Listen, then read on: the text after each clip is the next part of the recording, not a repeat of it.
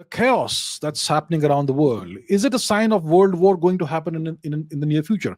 McLevin says India has issued multiple NOTAMs from November all the way to January, conducting six major military exercises simultaneously. Pakistan has also issued a NOTAM, and Pakistan is allegedly receiving weapons deliveries from the United States. Yeah, missiles and whatnot, AM, RAM, and so on, whatever.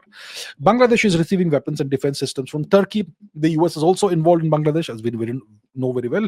Trump has ordered he has ordered the resumption of nuclear testing in the US. Central banks across the world have started buying a lot of gold recently. Do all these factors indicate that we are preparing for a world war? This is most likely the indication that there's going to be a tremendous amount of global upheaval, turmoil, and instability. We are seeing a situation in Sudan. We're seeing Africa being destabilized. We have Ukraine going on. There is the Hamas Gaza issue that is kind of simmering down now. And there are other issues. There's the India Pakistan thing that has flared up now, right? And so much more. So this is a sign that the world order is changing very rapidly. And it does not necessarily indicate a world war that will come up very soon. The US and China, none of the major nations wants a world war. If there's a world war, it will ruin everyone, including the US, including China, Russia, India, and everybody else. It will not just ruin everyone, it will destroy the world. No one wants that. What we're going to see is geo-economic turmoil. We're going to see maybe multiple clashes at various flashpoints. That could erupt. That could happen.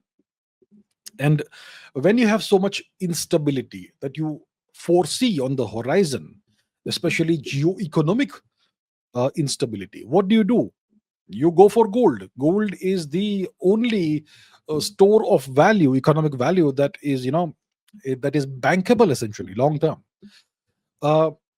So when you foresee a recession, when you foresee geopolitical, geo-economic instability, when you foresee potentially chaos in the world, the major central banks will start buying up a lot of gold, right?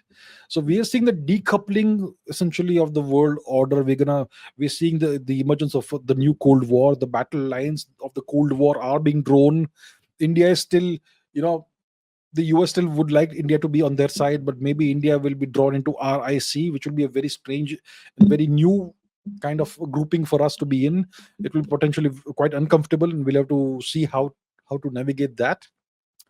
And so on. So the US is obviously encircling India. It seeks to contain India via East Pakistan, West Pakistan, maybe Project K, Coquille for Christ, maybe so much more. All of that is happening.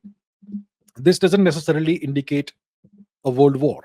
It indicates a bifurcation of the world order. The US doesn't want a multipolar world order, neither does China. So there's going to be instability as the world order bifurcates, and everyone's going to have to make a choice which side you're on. Are you on the western side or the eastern side? And if you're on whatever side, you have to perhaps accept someone as your overlord, as your hegemon, as your suzerain, right? Maybe India may also be forced to make tough choices at some point in time.